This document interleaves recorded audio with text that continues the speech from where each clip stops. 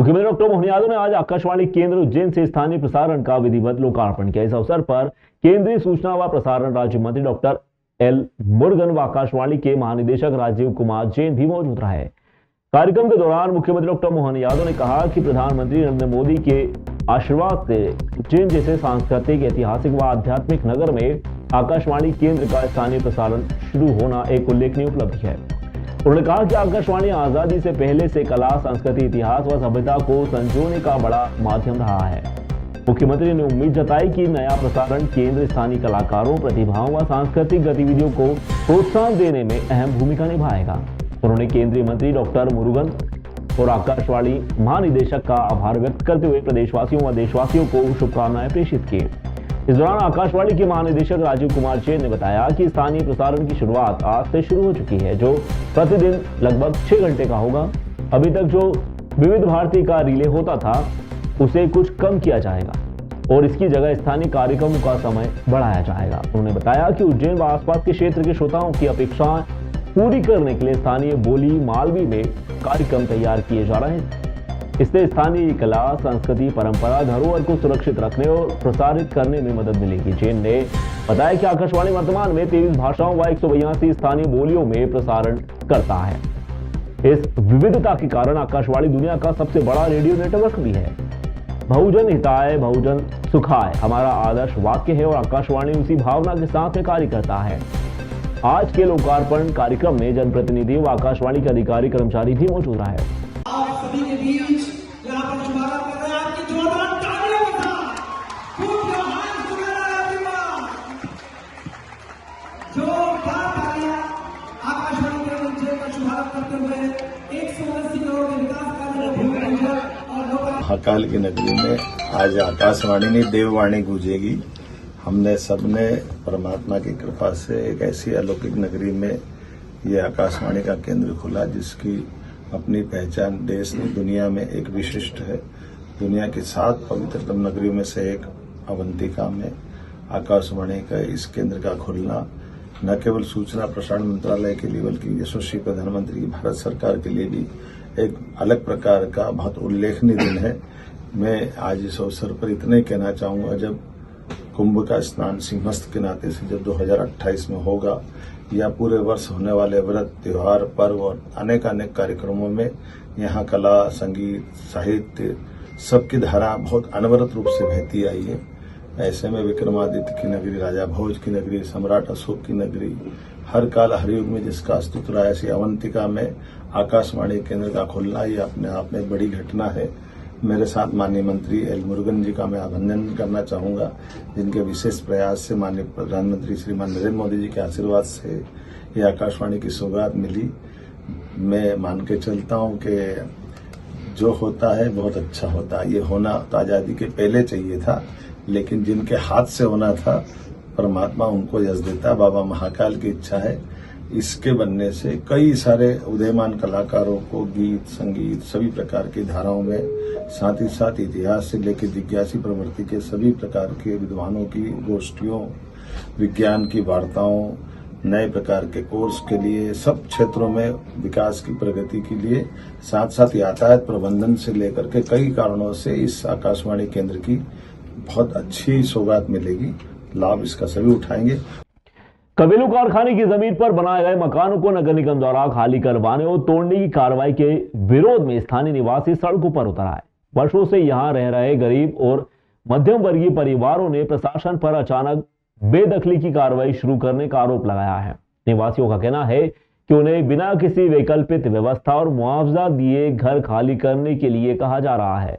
परिवारों ने बताया कि नगर निगम का अमला गाड़ी लेकर आया और चेतावनी दी कि मकानों को तोड़ दिया जाएगा, इसलिए तुरंत घर खाली करें।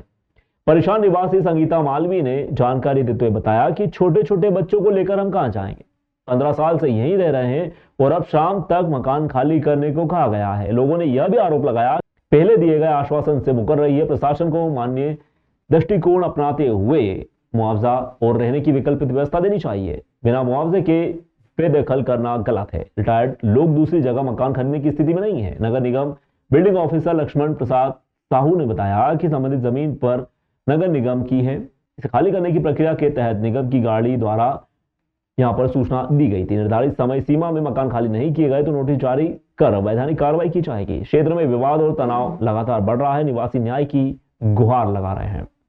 अब नाराजगी नहीं जताएंगे तो क्या करेंगे भैया? सुबह गाड़ी आई है और कल तक का समय लेके गई है कि मकान तोड़ देंगे, खाली कर दो या मकान ढूंढ के जाएं। तो गरीब लोग कहाँ जाएंगे? एकदम मकान भी नहीं मिलेंगे। बच्चों छोटे छोटे 15 साल हो गए यहाँ पर, 20 साल हो चुके हैं भैया। या तो अगर तोड़ना है तो या तो सरकार मुआवजा दे और या तो फिर रहने की जगह दे। नगर निगम अभी नगर निगम की गाड़ी आई थी सुबह, नगर निगम की गाड़ी और सरकार ने तो खुद ने बोला है कि बोला तोड़ दो। सरकार खुद कह रही है कि मुआवजा देंगे, वो पट्टे करेंगे।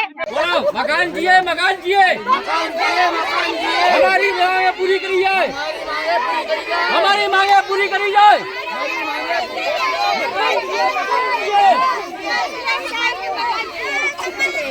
ना नगर निगम से टीम आई थी, वो बोल रही थी कि यहाँ से खाली करो नहीं तो हम तोड़ा ताड़ी कर देंगे। तो अब हम कहाँ जाए? छोटे छोटे बच्चे हैं हमारे और आज शाम तक का मोहलत दिया है। कितने वर्षों से रह रहे हैं? 12-13 साल हो गए हमको रहते रहते, 15 साल हो गए हैं। और बोले कि शाम तक बोले बैठ जाओ, तो कहाँ जाए? कल पे हम बैठेंगे कहाँ पर बताओ आप? छोटे छोटे बच्चे हम ये चाहते हैं कि हम यहाँ पर हम मर जाएंगे पर हम यहाँ से हम नहीं जाएंगे।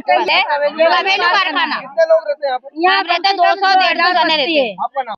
प्रांतीय आह्वान पर प्रमुख पेंशनर्स एसोसिएशन उज्जैन के तत्वाधान में मुख्यमंत्री मध्य प्रदेश शासन के नाम संबोधित ज्ञापन पेंशनर्स कोठी रोड स्थित प्रशासनिक संकुल के समीप एकत्रित हुए। वहां से नारेबाजी करते हुए रैली और प्रदर्शन करते हुए प्रशासनिक संकुल स्थित कार्यालय कलेक्टर पहुंचे, जहां कलेक्टर उज्जैन प्रतिनिधि उद्धव देराड़ी को अपनी मांगों का ज्ञापन सौंपा गया। ज्ञापन वाचन अशोक दुबे जिला अध्यक्ष ने किया। उल्लेखनीय है कि पेंशनर्स विगत लंबे अरसे से अपनी लंबित मांगों के निराकरण हेतु संघर्षरत हैं, लेकिन शासन का कोई ध्यान इस ओर नहीं है। इससे फलस्वरूप पूरे प्रदेश के लगभग 5 लाख पेंशनर्स में आक्रोश व्याप्त है। पेंशनर्स का कहना है कि अनिराकरण मांगों की कड़ी में दिन प्रतिदिन नई मांगे और समस्याओं का जुड़ाव होता जा रहा है, जबकि शासन द्वारा एक भी मांग का निराकरण नहीं किया जा रहा। हम पेंशनर के बहुत सारी समस्याएं मध्य प्रदेश शासन ने कर रखी है, जिसका पूरे मध्य प्रदेश में आज तारीख में ज्ञापन प्रत्येक जिले से, प्रत्येक तहसील से, प्रत्येक विकासखंड से हो रहे हैं। राजस्व विभाग की ओर से हमारा आज से मध्य प्रदेश शासन से निवेदन है कि वो हम जितने भी पेंशनर हैं उनकी समस्याओं पर ध्यान अतिशीघ्र किया जावे। एक उन्होंने घोषणा की थी 5 सितंबर पर कि शिक्षकों को 35 वर्ष पूर्ण होने पर चतुर्थ विक्रमोन्नति दी जाएगी। उसके आदेश आज दिनांक तक प्राप्त नहीं हुए। इसका क्या कारण है? क्या मध्य प्रदेश शासन के मुख्यमंत्री भी बोलकर भूल जाते हैं क्या? और इसके बाद हमारा जो डीआर है वो हमारा डीआर समय समय पर दिया जाना चाहिए।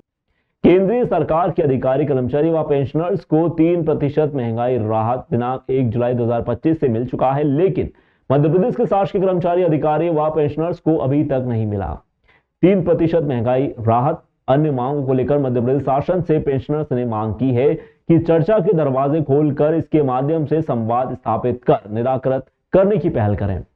आभार प्रदर्शन चंद्रशेखर जोशी जिला सचिव ने किया। यह जानकारी डॉक्टर स्वामीनाथ पांडे मीडिया प्रभारी द्वारा दी गई। माननीय मुख्यमंत्री के रहते हुए भी हम उज्जैन के पेंशनरों को अपने हितों के लिए, अपनी मांगों के लिए, अपनी समस्याओं के लिए संघर्ष करना पड़ रहा है। और लगातार जब से माननीय मुख्यमंत्री मोहन यादव बने हैं उसके बाद लगातार ज्ञापन, धरना, प्रदर्शन के माध्यम से पेंशनर उनके सामने अपनी समस्याएं रख रहा है। बाकी एक की समस्या का निदान आज तक नहीं हुआ, मध्य शासन ने नहीं किया है और दिन पे दिन हमारी समस्याएं बढ़ती जा रही है। एक सामान्य चीज के लिए भी हमको संघर्ष करना पड़ रहा है, मैदान में आना पड़ा है। जैसे केंद्र सरकार ने 1 जुलाई 2025 से 3% महंगाई राहत केंद्र के कर्मचारियों को, पेंशनरों को दिया है, बाकी मध्य प्रदेश के कर्मचारी, अधिकारी और पेंशनर इससे विमुक्त हैं, अभी तक हमें प्राप्त नहीं हुआ है। तो हमने मुख्य रूप से आज के ज्ञापन में ये मांग रखी है कि 1 जुलाई 2025 से 3% महंगाई राहत पेंशनरों को और कर्मचारियों को दिया जाए। साथ में हमारी अन्य मांगे भी हैं, उन पे भी शासन ध्यान नहीं दे रही है। हमने इस ज्ञापन के माध्यम से मध्य प्रदेश के माननीय मुख्यमंत्री से मांग की है कि हम पेंशनरों से संवाद स्थापित कर हमारी समस्याओं पर ध्यान देवें। इसके लिए आज हम ज्ञापन मध्य प्रदेश के मुख्यमंत्री को हमने कलेक्टर उज्जैन के माध्यम से पहुंचाया है। ये शासन कुछ कह रहा है, ये शासन कुछ कह रहा है, ये शासन कुछ कह रहा है। हम अपना अधिकार मांगते